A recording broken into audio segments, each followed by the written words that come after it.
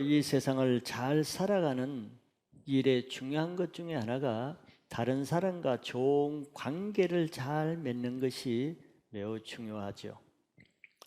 사람들이 어려워하는 많은 문제들 중에 많은 부분은 다른 사람들과의 관계에서 오는 문제가 많습니다.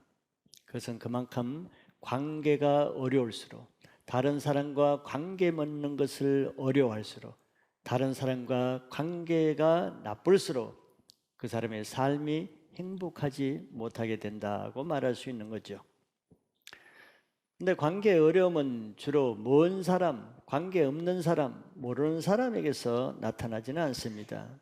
반대로 관계의 어려움은 가장 가까운 사람에게서 많이 나타나죠.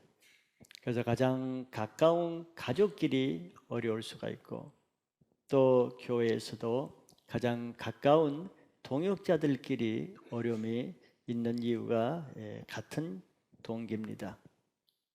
가까운 사이일수록 더 깊이 알고 또 더 많이 부딪힐 일이 많기 때문에 그렇습니다. 사람들은 모르면 모른수록, 거리가 멀면 멀수록 부딪히는 일도 없고 그 사람에 대해서 아는 것도 없기 때문에 어려운 것도 적습니다. 오늘 말씀은 마지막 때에 대한 말씀인데, 예수님은 9절에서 마지막 때 현상을 이렇게 말씀하신 적이 있습니다.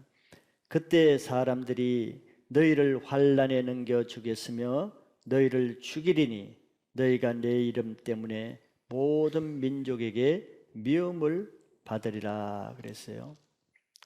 즉 마지막 때는 어려운 시기입니다. 환난에 넘겨주고 또 미움을 받고 이 그리스도인들이 많은 어려움을 당하는 일이 있다고 했어요. 즉 이것은 마지막 때가 될수록 특별히 그리스도인들은 다른 사람과의 관계에 어려운 일이 많이 있게 될 것을 예고하고 있습니다. 그런데 또 예수님은 그 많은 관계 중에서 마지막 때에 가장 어려운 관계가 어디에서 일어나느냐 하면은 가까운 가정 안에서, 가족 간에 그런 일이 먼저 일어난다고 했습니다. 마태복음 10장 21절에서 예수님이 이렇게 말씀했어요. 장차 했죠. 이 장차는 마지막 때를 말하고 있습니다. 장차 형제가 형제를, 아버지가 자식을 죽는 데 내주며 자식들이 부모를 대적하여 죽게 하리라 그랬어요. 좀 끔찍한 일이죠. 남도 아니고 자기 가장 가까운 형제가 형제를 죽는 데 내주고, 또 아버지가 자식을, 또 자식이 부모를 대적해서 죽게 하는 일이 일어난다고 했습니다. 즉, 한 가정 안에서 일어나는 일은 혈과 육의 문제가 아니죠. 인간적인 문제가 아닙니다. 우리가 인간적이라면 어떻게 저런 일이 일어날 수가 있겠어요? 가장 가까운 사람, 남도 아닌데. 그래서 이거는 가족 사회에서 일어나는 영적인 일이라고 말할 수 있습니다.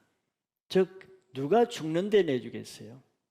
왜 저런 일이 둘이 셋이 원수가 되고 셋이 둘과의 원수가 되는 일이 가족 안에 분리되어 나타난다고 예수님 말씀하셨죠.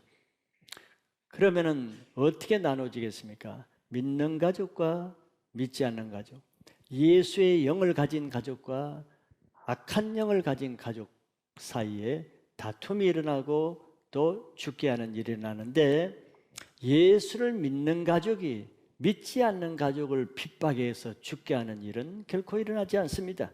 그런 일은 없죠. 반대로 항상 가정에 일어나는 일은 믿지 않는 가족이 믿는 가족을 핍박하고 죽이는 일을 합니다. 왜? 영적인 전쟁이기 때문에. 사람이 자식이 미워서가 아니고 부모가 미워서가 아니라 그 자녀 안에 있는 영, 그 부모 안에 있는 영들과의 싸움이죠. 그래서 이런 끔찍한 일이 가정 안에서 먼저 일어난다는 것입니다. 지금도 여러분들이 아시다시피 이슬람 국가에서는 그 가족이 다 부모가 이슬람을 믿으면 자녀들은 자동적으로 이슬람이 됩니다. 그런데 그 자녀들 중에, 형제들 중에 한 사람이 예수를 믿었다 그래 봐요. 그러면 그 부모나 그 형제 오빠나 형이 그 자기 자식을, 자기 동생을 죽입니다. 저희 명예살인이라고 하죠. 어떻게 자기 자식을 죽일 수가 있겠어요? 사랑하는 자기 여동생을 어떻게 죽입니까, 오빠가? 영적인 문제지요. 영이 다르기 때문에 그렇습니다. 혈과 육의 문제가 아니에요. 마지막 때는 가정 안에서 그런 일이 일어난다고 예고하고 있는 것입니다. 그런데 오늘 10절에서는 더 비극적인 일은 예수님이 마지막 때에는 믿는 사람 안에서, 즉 교회 안에서, 교회 다니는 사람들끼리 일어날 일들에 대해서 예고하고 있습니다.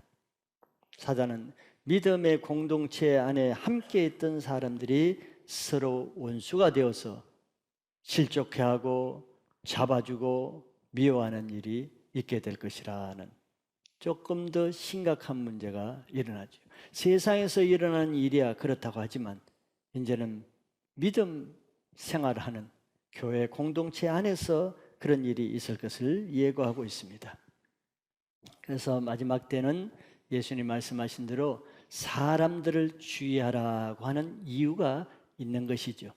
모든 주의할 것 중에 사람이 가장 주의의 대상입니다. 왜? 사단은 사람을 통해서 자기 일을 하지 사자나 짐승이나 강아지를 통해서 일하지는 않죠. 사단은 자기 종을 사람을 통해서 일하기 때문에 사람을 주의해야 될 필요가 있는 것입니다. 그래서 오늘은 10절을 통해서 마지막 때 사람 사이에, 즉 믿음의 공동체 사이에 어떤 일이 일어나는가 예수님은 세 가지를 말씀하고 있는데 그것을 보고자 합니다. 왜 이것을 미리 말씀해 주시겠어요? 알고 대비하기 위해서, 깨어있기 위해서. 마지막 때는 도적같이 온다 그랬습니다. 그런데 깨어있는 사람에게는 마지막 때가 도적같이 올 수가 없어요. 도적같이 오는 사람은 밤에 잠자는 자에게는 도적이 도적같이 오는 것이죠. 예수님이 이렇게 미리 말씀해 주는 것은 마지막 때 잠자지 않고 깨어있어 도적이 도적같이 오지 못하게 하기 위해서 미리 알려주시는 것입니다. 그래서 이런 말씀을 통해서 깨어있는 신앙을 하시기를 바라겠습니다. 첫째는 마지막 때에는 실족하는 일이 많이 일어날 것이라고 했죠. 여기 실족한다는 것은 앞에도 많이 설명했지만 실족하는 사람이 있기 때문에 실족하지 그냥 실족하는 것은 아닙니다. 실족해 하는 많은 사람들이 마지막 때에 나오는 거예요. 실족하는 것은 시험에 들어서 기존 가지고 있던 믿음을 버리고 배교하고 떠나는 것을 실족한다 그러죠. 여기 10절에도 그러고 앞에서도 그러고 마지막 때 공통적인 중요한 단어 중에 하나가 많다는 단어입니다. 많다는 거예요. 이것이 굉장히 유의해야 될 단어 중에 하나입니다. 많다. 10절에도 그때 많은 사람이 실족하게 되어, 이 많다는 말은 다음 단에도 걸리는 것입니다. 많은 사람이 실족하게 되어 많은 사람이 서로 잡아주고 많은 사람이 서로 미워하겠으며, 이 많다는 말이 다 걸리는 것이에요. 즉 실족하는 일이, 요즘도 뭐 실족하는 일이 있죠. 시험에 들어서 실족하고 교회를 떠나고 교회를 대적하고 뭐 이런 일이 있습니다. 그런데 마지막 때 차이점은 마지막 때는 많다는 거예요. 어떤 특별한 몇 사람이 실족하면은 나는 그게 안 들겠지 하고 안심할 수도 있겠죠. 그러나 마지막 때는 그게 아니에요. 반대입니다. 적은 수가 아니라 많은 수가 실족해요. 우리는 장담할 수 없는 이유가 이 때문입니다. 그런데 여기 실족하는 사람이 어떤 사람이냐면 교회 안에서 신앙하는 사람이라는 것이 더 심각한 문제입니다. 신앙을 안 하는 사람이 실족한다는 거야 이해가 되죠. 그건 나와 상관없는 얘기가 되죠. 교회 밖에 있는 사람이야 나와 상관없는 얘기라고 할 수 있죠. 그러나 여기 실족하는 많은 사람들은 교회 안에 있는 많은 사람들이에요. 그런데 이런 많은 사람들이 평소에는 자기 신앙의 문제의식을 못 느끼죠. 자기가 신앙을 잘하는 줄로 주일 예배도 참석하고 세일도 참석하고 봉사도 하기 때문에 뭐 자기 신앙이 문제가 있다고 생각하지 않을 것입니다. 자기 신앙의 확신을 가지고 나는 구원을 받은 것이 뭐 의심 여지가 없다고 문제 없을 것이라고 생각하죠. 누구나 다 그렇게 생각합니다. 그러나 예수님은 많은 사람은 실족하게 될 것이라 그래요. 그것은 환난 핍박이 없을 때 신앙이 진짜 신앙이 아니고 마지막 때 9절에 나온 대로 많은 사람들이 환난 핍박 어려움이 주어질 때 믿음을 떠나 실족하게 되기 때문에 장담할 수 없다는 겁니다. 실제로 실족할 때 보세요. 평소에 그렇게 믿음이 좋던 사람이, 평소에 그렇게 좋은 신앙처럼 자랑하던 사람이 실족할 때는 다른 사람처럼 되죠. 불신자처럼 그런 모습으로 교회를 떠납니다. 그래서 예수님은 교회로 청함받은 사람은 많다 그랬어요. 교회에 있는 사람은 많다는 거예요. 하나님부터 청함받은 사람은 많아요. 잔치로 청함받은 사람은 많지만 그것이 중요한 것이 아니고 그 많은 숫자 중에 끝까지 믿음을 지키고 택함을 받은 사람은 적다 그랬어요. 많은 수가 많고 적은 수가 적어요. 그건 아시죠, 여러분들? 많은 것이 많다는 건 아시죠? 적은 것이 적다는 것 정도는 아시죠? 그런데 청함 받은 사람이 안타깝게 많고 구원받은 사람은 적다는 거예요. 넓은 길로 가는 사람은 많고 좁은 길로 가는 사람은 적다는 겁니다. 이게 일괄적으로 예수님의 성경에서 말하는 똑같은 내용입니다. 청함 받고 교회 안에 있는 사람은 많아요. 그런데 그 중에 좁은 길로 가서 끝까지 남아있는 택함 받은 사람은 적다는 겁니다. 그래서 우리는 깨어 있어야 될 이유가 이 이유 때문이죠. 교회를 다니기는 하지만 마지막 때는 뭐가 있습니까? 환난 핍박이 있다는 게 문제죠. 그것을 이길 만한 믿음이 없으면 남아있기가 어려운 것입니다. 마태복음 13장 21절에도 예수님이 말씀하신 바가 있어요. 그 속에 뿌리가 없어 잠시 견디다 그랬어요. 잠시 견딘다. 그런데 말씀으로 말미암아 환난이나 박해가 일어날 때는 곧 넘어지는 자요 그랬습니다. 지금까지 신앙을 잠시 잘해도 마지막 때 남지 못하면은 그는 지금까지 한 신앙 아무것도 아닌 게 됩니다. 저기 뿌리가 없어 잠시 견딘다는 것은 햇빛이 나지 않을 때는 말이에요. 온상 안에서 바람도 없고 풍파도 없고 뜨거운 햇살도 없이 평안할 때, 안락할 때 온상 안에서는 잠시 견뎌요. 그러나 뿌리는 안 내리죠. 그런데 환난이나 박해가 햇빛이라고 그랬습니다. 햇빛이 날 때는 말라져 버린대요. 그런데 말씀으로 말미암은 환난인 박해라고 그랬습니다. 햇빛은 식물을 죽이기 위해서 있는 게 아니에요. 햇빛은 식물이 잘 자라고 열매 맺기 위해서 햇빛이 쏘이는 것이지 햇빛이 식물을 말라 죽게 하기 위해서 있는 게 아닙니다. 하나님의 말씀이 우리를 넘어지게 하기 위해서 있는 게 아니에요. 하나님의 말씀이 우리를 실족하고 우리를 넘어지게 하기 위해서 있는 게 아니잖아요. 하나님의 말씀이 우리 신앙을 강하게 하고 우리의 죄를 없애고 우리를 건강한 신앙으로 인도하는데 뿌리가 없는 신앙은 말씀을 들을 때 환난이나 박해가 일어나면 넘어진다. 그러면 시험 받는 사람은 말씀을 들을 때 시험을 받습니다. 예수님이 말씀을 전할 때 은혜로운 말씀을 전할 때 세리와 창기들은 그 말씀을 듣고 회개하고 구원을 받고 인생을 새롭게 해요.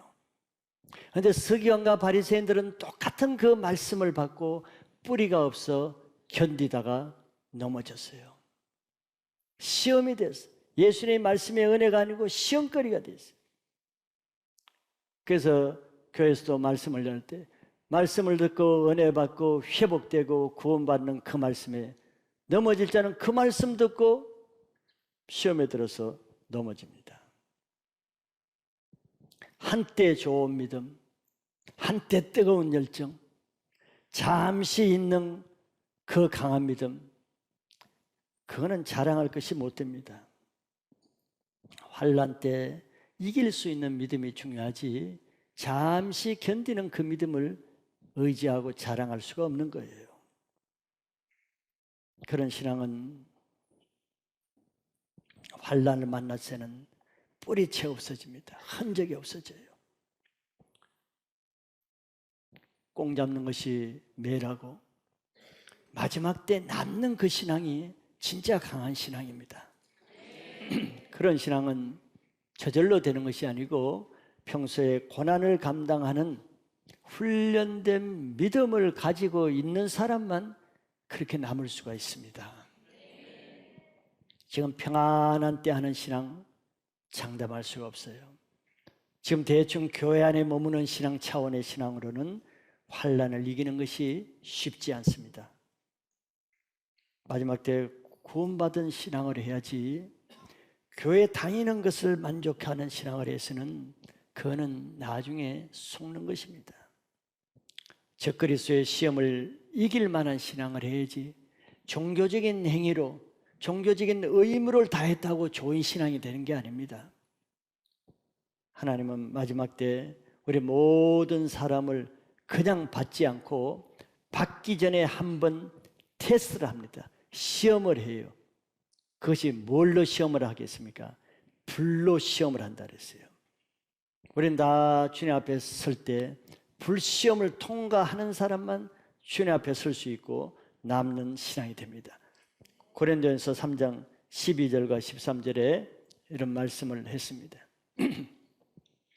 만일 누구든지 금이나 은이나 보석이나 나무나 풀이나 집으로 이 터 위에 세우면, 자, 신앙은 각자 자유입니다. 놀고 싶으면 놀고 쉬고 싶으면 쉬고 빠지고 싶으면 빠지고 자유예요. 뭐라 그러지 않습니다. 자기 마음대로 할 수 있어요. 적당히 할 수 있고 헌신하면서 할 수 있어요. 그래서 어떤 사람은 금이나 은으로 신앙을 쌓는 사람이 있고 어떤 사람은 나무나 풀이나 지푸라기 같은 걸로 쌓을 수 있고 그건 자기 자유입니다. 은이나 금으로 보석으로 신앙하는 것은 쉽지 않겠지요.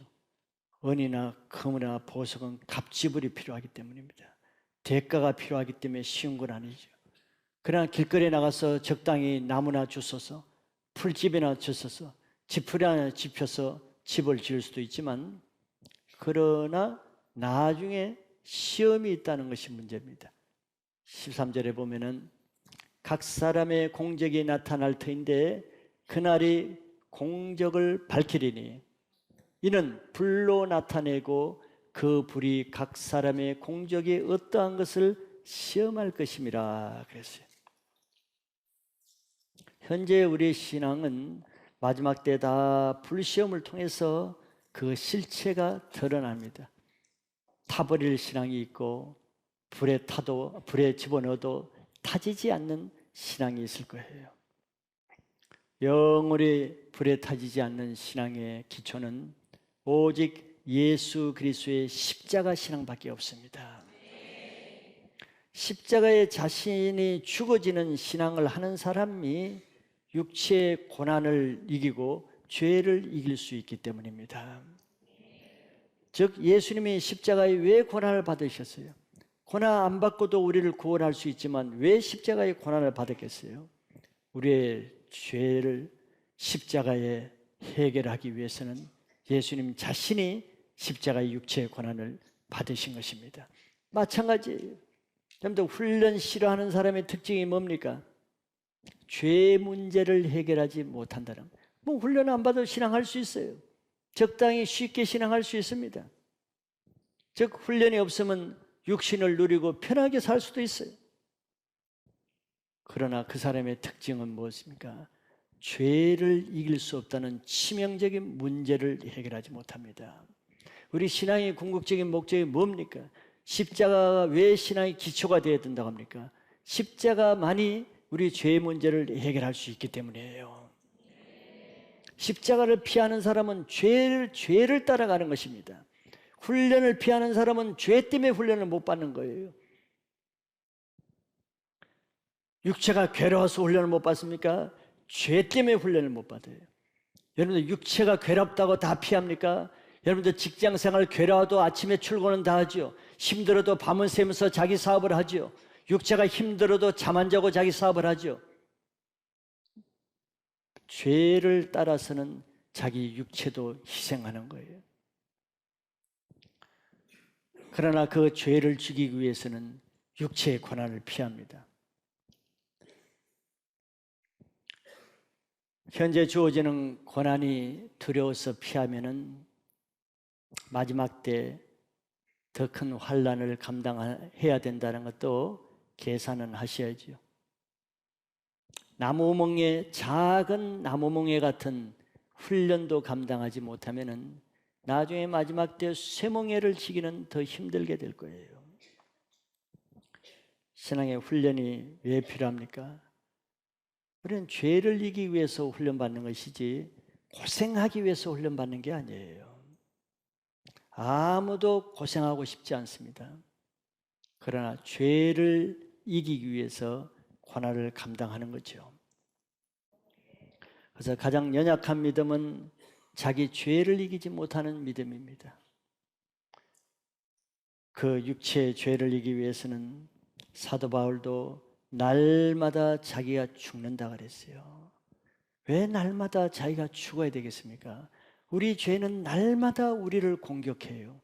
한 번 공격하고 끝나는 게 아닙니다. 그래서 날마다 십자가를 지는 죽는 삶이 없이는 날마다 공격하는 죄를 이길 수가 없기 때문에 우리가 십자가의 훈련을 받아야 되는 거죠. 우리의 믿음은 고난을 통해서 강하게 됩니다. 세상에서도 마찬가지죠. 고난 받으면서 자라난 아이는 생활력도 강하고 의지력도 강합니다. 그러나 가정에서 온상에서 자라는 아이는 고집만 강할 뿐 의지가 약합니다. 고난이 우리 죄를 그치게 하기 때문에 그래요. 고난이라 그러면은 아마 욥이 대표적인 인물이라고 할 수 있죠. 욥과 같은 고난 아무도 감당하지 못할 거예요. 그래서 욥은 많은 육체의 고난을 감당함으로 하나 앞에 인정을 받았습니다. 그 욥이 이렇게 욥기 23장 10절에서 고백합니다. 그러나 내가 가는 길을 그가 아시나니 그가 나를 단련하신 후에는 내가 숨금같이 되어 나오리라 그랬어요. 욥이 그 극악한 고난을 어떻게 감당할 수 있었겠어요? 바로 저것 때문입니다. 내가 가는 길을 그가 아신다는 저 믿음 때문이에요. 많은 사람이 고난받을 때 고난을 못 감당하죠. 못 감당하는 사람의 특징은 하나님을 원망하고 불평하는 것입니다. 그러면 고난을 못 감당해요. 하나님이 주시는 고난을 피하게 됩니다. 왜? 욥이 안 저것을 모르기 때문에. 욥은 저주스러운 고난을 받았지만서도 하나님이 자기 가는 길을 아신다는 믿음이 있었어요. 하나님이 이 고난을 통해서 하나님이 하실 계획을 그는 믿었단 말이에요. 아, 이런 고난을 통해서 자기를 단련하신 후에는 자기를 숨금같이 되게 하기 위해서 이 고난을 주신다는 것을 믿었기 때문에 그 고난을 감당할 수가 있었습니다. 근데 많은 사람들이 고난이 오면 무조건 싫지요. 피하려고 그러죠. 하나님의 뜻을 알기보다도 불평이 먼저 나옵니다. 자기의 의를 주장합니다. 욥이 자기의 의를 주장하기는 더 많을 거 아니에요. 흠이 없는 삶을 살았는데 조금 신앙생활하면 그 의를 주장합니다. 내가 이렇게 했는데 왜 나에게 이런 고난을 주는가? 내가 이렇게 잘했는데 하나님 왜 이걸 몰라주고 이런 고난을 주는가? 아니, 하나님의 마음을 모르는 거예요. 하나님이 자기에게 두신 더 큰 뜻을 모르니까 불평하면서 의심하면서 고난 통해서 죄를 짓게 됩니다.